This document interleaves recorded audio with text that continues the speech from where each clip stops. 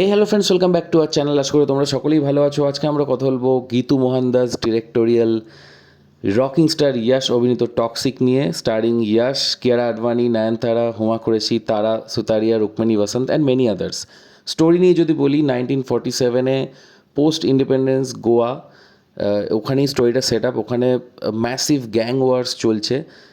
তারই মধ্যে একটি গ্যাংয়ের থাকছে হচ্ছে ইয়াশ, তার ক্যারেক্টারটার নাম হচ্ছে রায়া, এবং তার পাস্ট কী সেই অনুযায়ী তার প্রেজেন্ট, এবং পাস্ট এবং প্রেজেন্ট মিলিয়েই তার ফিউচার কী হতে চলেছে সে নিয়েই গল্প। তোমরা টিজার ট্রেলার দেখে নিশ্চয়ই বুঝে গেছো, আমি আর বেশি কিছু বলবো না। স্ক্রিন প্লে কিন্তু খুবই লেন্দি, 3 ঘন্টা 14 মিনিটের রান টাইম।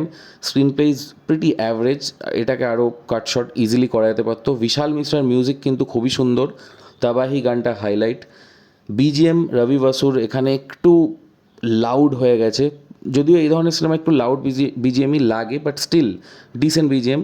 হিন্দি ডাব কিন্তু সিনেমাটা আরও বেটার হতে পারতো। ইয়াশের কিন্তু হিন্দি ডাব was very good, but overall could have been better.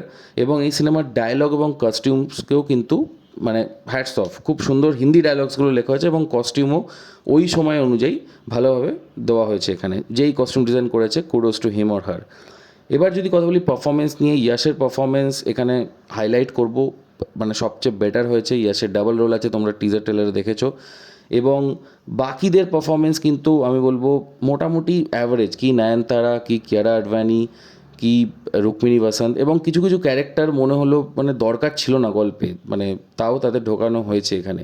That was actually not required. এছাড়াও বিভিন্ন ক্যারেক্টারগুলোর মধ্যে যে রিলেশন, সেটাও কিন্তু এখানে ভালোভাবে ডেভেলপ করা হয়নি, আরও টাইম দেওয়া উচিত ছিল। 3 hour 14 minutesেও কিন্তু সেই ইমোশানগুলো ফুটে ওঠেনি স্ক্রিনে।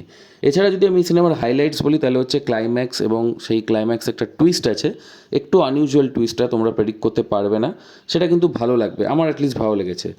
এবং বক্স অফিস নিয়ে যদি বলি, এটা কিন্তু সেঞ্চুরি দিয়ে স্টার্ট করছে, so we are expecting it to be a super hit in the box office. We are going with 3 out of 5 star. Like, share and subscribe.